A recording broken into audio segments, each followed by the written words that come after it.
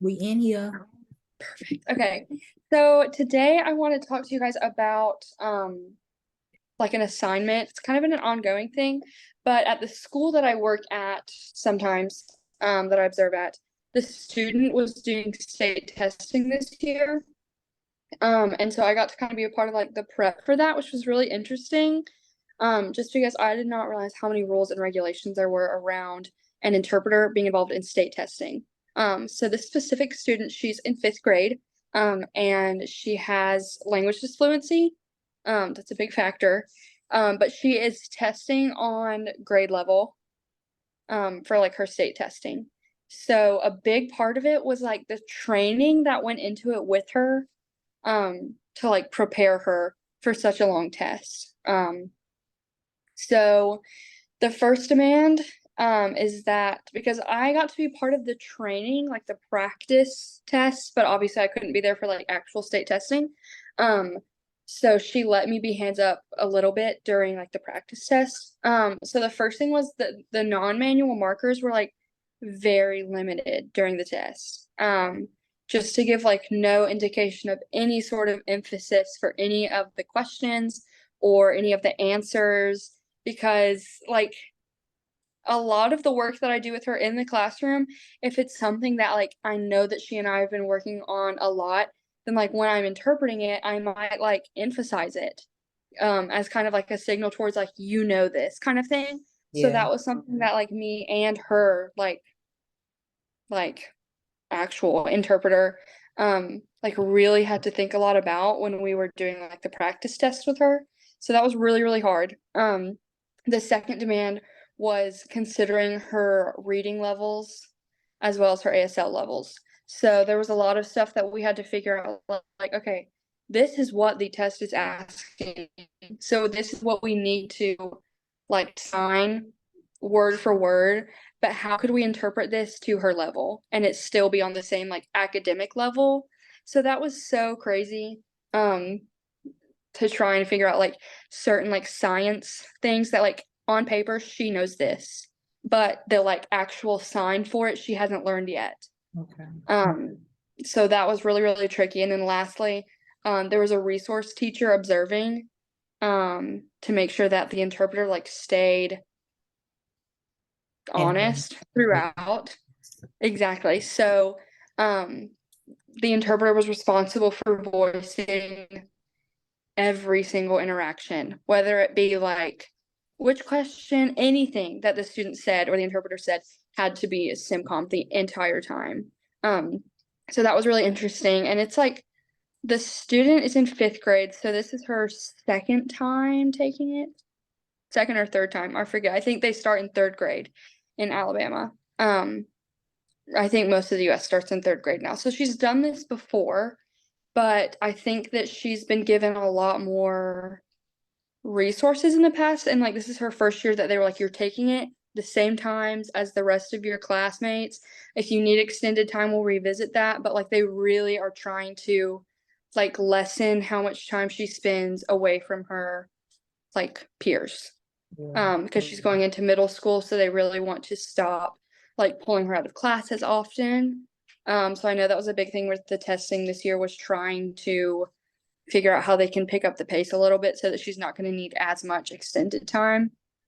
So yeah, that was basically the assignment. Like I said, it was ongoing. She's finished with the testing now.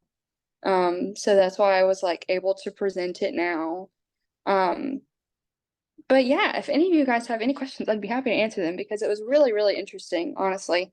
And I did not realize how many things went into it. Like the interpreter has to be approved ahead of time to interpret the state test. Like you could be the interpreter throughout the entire school year. And if you have not like sent in all of your paperwork and you're not the approved interpreter for the like state testing assignment, then you can't be in that room with that student. And they would have to send in like a state approved testing interpreter.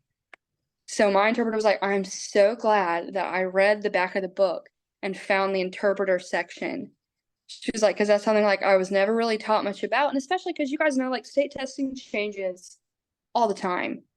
And it's like little stuff that like the teachers are aware of, but like who's getting together all the educational interpreters and discussing the state testing differences with them every year, you know?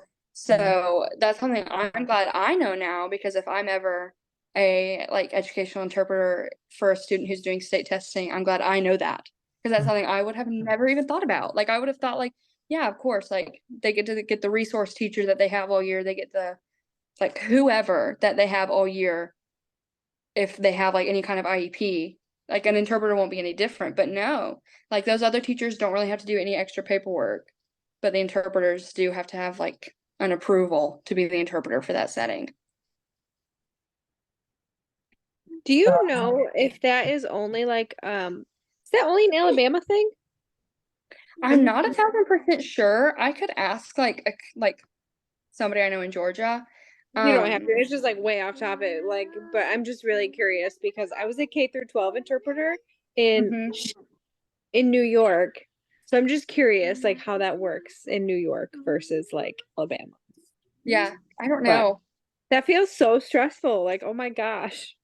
And she said a lot of the times, like, even if she didn't get the license, it would have just like gone through. But if for any reason it was brought into question, then that student's test could be like thrown out because it was like, oh, wait, the interpreter wasn't approved. Like, it's usually not something that they look into very much, because most of the time, like, when you're looking at the questions that they usually ask at the beginning of the test, it's like, what's your race? What's your gender? It usually doesn't ask, are you deaf or hearing? So it's not like the test would have known ahead of time unless the interpreter went ahead and got that approval just in case. So I'm sorry, I'm over here multitasking. But you're fine. um yeah, I'm going in for educational interpreting too, and it's been a headache, especially when you look at the section when it talks about being a tutorer. A tutorer is definitely different from being, just an educational interpreter. And going back to the testing, I just feel a little bit so bad for the babies, especially our deaf babies, because the test is not built, it's not based off of deaf, hard of hearing kids. Mm-hmm. They're based off of hearing kids. Right. So it's not, I don't know what's the word, it's not as equal, or it's not, so Right. that right there, that troubles me too, especially being an interpreter and me knowing that, and then me having to, change that hat a little bit to, trying to assist that child. But yes, and I didn't know that. I didn't know that you had to be AKA certified, or you have to be approved for the Yeah. testing. That's something else. That's crazy. That's new to me. Yeah. You basically have to send in saying like your license isn't going to be like out of date at any time during the testing. Like it's a whole thing. I had no clue about it until that interpreter told me the like hoops that she had to jump through. She said like once you get all the paperwork, it's fine, but it's like gathering the paperwork, getting the correct signatures. It's a whole thing. But yeah, I would have had no clue about it. What did you say, the woman that was supervising somewhat the interpreter to make sure that she wasn't over, like, what was her title? Resource teacher. Resource teacher. Yeah, she's a resource teacher. With her being the resource teacher, I mean, how would she know that the interpreter is overstepping her interpreter duties, Her being a Yeah, resource teacher. I think like so with that specific resource teacher, she goes to her every single day. And they work on signs and English, you know. And like things like the word make, and how in English make is like one word that can have a lot of meanings, but there's so many signs for the word make, make money, make your bed, make you mad, make you go to school, like so many signs for it. So I think that that teacher knows the interpreter and the student so well that she would be able to catch like, hey, that's the cue that we give her when she's trying to guess whatever word or something like that. I think since they have such a close relationship, she would have been able to catch like, hey, you're giving her a hint or you're giving her a cue. But it's also like that interpreter has no choice but to like voice and sign everything that is said in that room.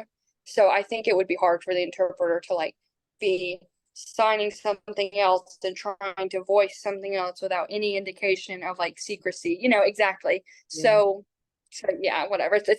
I mean, I'm sure there is a way to cheat around that, but she's literally just there to hold her accountable. Yeah. So would you say that is the resource teacher the same as the deaf educator or no? Yeah. Some schools might say yes, but in this school's case, no. No. Because that Okay. teacher works with, like, that's the only deaf student in the school, and she works with like other students throughout the entire day. She's like, I think some other schools might call her like a case manager as well. She wears a lot of hats. It's just a really small school, so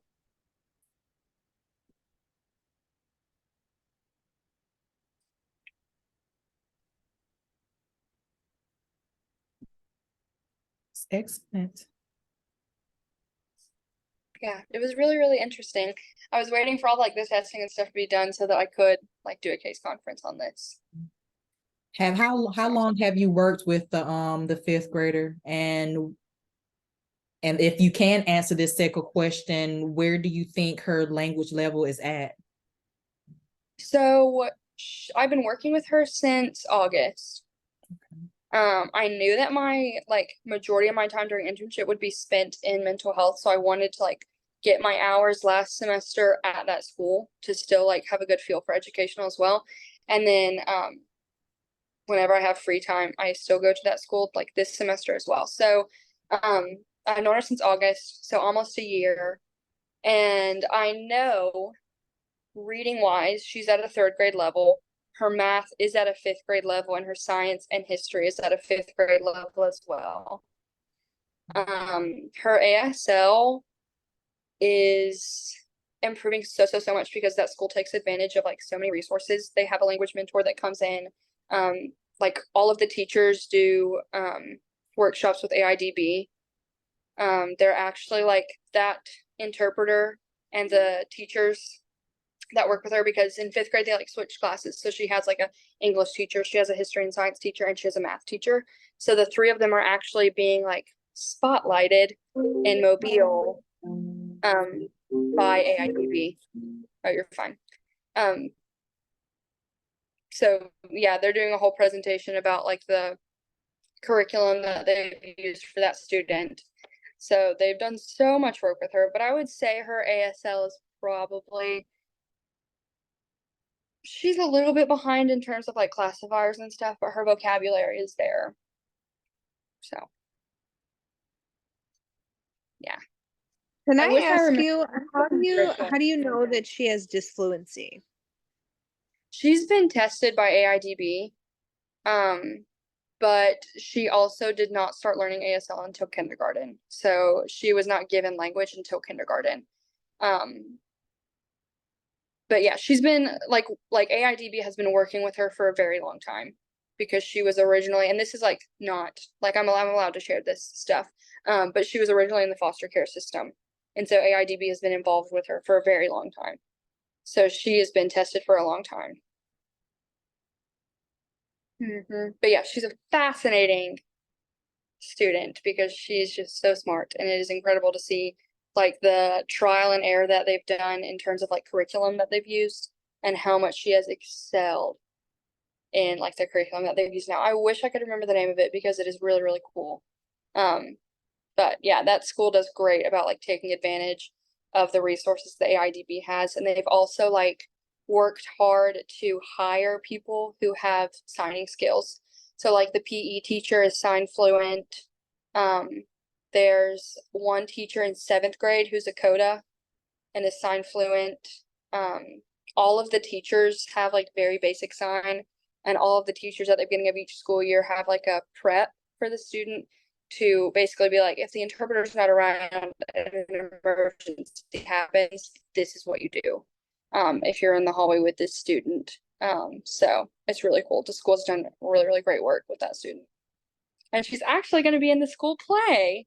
She is Toto in The Wizard of Oz.